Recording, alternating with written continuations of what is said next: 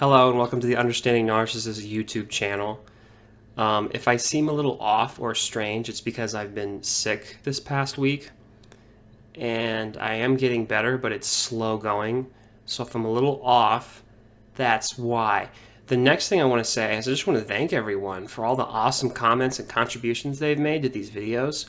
I'm really appreciative of everybody, this whole community, and how supportive everybody is. I'm really blown away because YouTube in general can kind of be a fighting pit. A lot of times people just attacking each other for no reason, and maybe because this channel is still small that we just have a lot of really smart, awesome contributors. But I'm not really sure that's the reason. I think it's because you guys are awesome, and I really appreciate everybody's great input and constructive criticism and comments. And I really like how people add on to everything that I say, because even though I'm the one speaking and talking all the time, it doesn't mean that I know what I'm talking about or I know everything about narcissism. I don't. That's one of the reasons I do these videos, is because it is a business, it is a livelihood, but it's also a lot of fun, and it's a lot of learning I get to do, and it improves my life as well as everybody who participates. I want it to help everyone, and I just want to give a big thank you. You guys are just awesome for everything you've been doing, and this channel's only been up for a couple months or something, and it's just, I'm really blown away every time I log in and I see all these comments and great thoughts and good wishes, but a lot of really solid thinking. Everybody's just really contributing and helping each other improve each other's lives and learn more about narcissism. So from there, I guess I'll just dive right into this video's topic, which yet again is another topic that I feel like I should have covered at the very beginning, but I just overlooked it somehow. And that is the constant narrative from when you meet a narcissist to the very end when you don't know them anymore for whatever reason. They will always have their finger on this kind of button, this irritating, aggravating idea they put in your head, which is that they're always on the verge of leaving. It's always like they're putting up with you, and if it's this one thing that goes wrong, or if you don't you don't hold up your end of the bargain, they're just, because you're so bad, they are tolerating you, and they are on the verge of walking out the door. Now, it doesn't matter what your capacity, what the capacity of the relationship is. Obviously, it seems like it works better if it's a married couple and you have children. He's gonna walk out if you don't put up with him, because it's just oh so hard for him being the victim, having to support everybody and not have kind of his narcissistic supply satisfied. If you're not holding up your end of the bargain, if you're not doing your job. And it could be vice versa. It could be your wife or something. It could be, it seems like it's more potent in a relationship setting, but it's not. It works in friendships. It works in professional relationships. They're going to use it there. This one's really sick, but they especially use it as parents. They give you the notion that they're just so close to walk, they just can't. Why would they put up with you? Now, they'll never say that. They'll act like they're the loving parent and they care about you oh so much, and they couldn't possibly imagine a world without you in front of other people. But the feeling you get is that they're oh so close to just dropping you off somewhere and leaving you there because you're such a burden to them. If you don't do what they want, you're really at the end of the walking plank here, and they're about to let you go.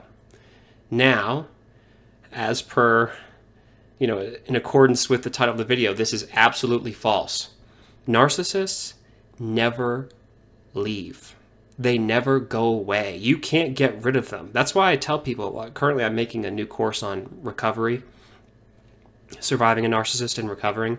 I'll talk more about that later in different videos. But one of the things I'm always teaching people is that narcissists come into your life and they muck everything up, but the impression that you get is that they really do infiltrate you, and they're in your life and you have to get them out.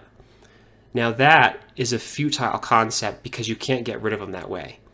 You don't get rid of narcissists, and they don't really infiltrate your life. They bring you into their bubble. You think they're in your life, but they're not. You don't have a life. What they've done is disarmed all the personal identity, character traits, whatever makes you you. They strip all that away so you can be kind of a cardboard cutout in their bubble, in their world, in their life. So it's necessary that you have the correct visualization when you're trying to get away from them. This is what I teach people who are trying to survive and get away and recover and so on. But that's one of the first fundamental ideas, is that you're not trying to get them out of your life. You can't do that. You're trying to get out of their bubble. That's what you're doing. You're removing yourself from their presence. So on that note, when you look at it that way, narcissists don't really arrive. They pull you in. You're the one who leaves. Narcissists don't leave. They can't move. They can't change. They don't go anywhere. They just keep doing the same thing and then they die. There's some adaptation going on. They can change somewhat to meet their situation, but it's all superficial. The same engine, the same narcissistic process and engine is going through their head constantly. So it's very limited in how it can adapt, by definition. That's really kind of one of the core definitions of narcissism anyway, and personality traits of a narcissist, is that there is no change in personality disorders in general, but now I'm going off too much. But you have to get away. You have to get out. There is no leaving. They will try to make themselves feel like they can leave. They will try to make themselves feel like there's something they can do that's within their control, and they're the independent one, and they're moving out, and they're supporting you, and they just can't put up with anymore. And it's really kind of a bargaining chip. That's kind of them reaching in their pocket and threatening, the biggest thing they have. That's, they've got their finger on it and they're going to push that button. They never do. They can't. They know it and probably resent us for it and blame us for it, but they're not going to leave. They don't go anywhere. You can't get rid of them. Let me say it again, you really can't get rid of them. You have to get away. I don't know of any exceptions. I've seen examples where narcissists can move away from people who don't supply their needs anymore, but that's not leaving. They just found somebody else to do it. And it's not even that they can't really even replace people themselves. Like, things have to go sour before they leave. They don't just pick up and leave.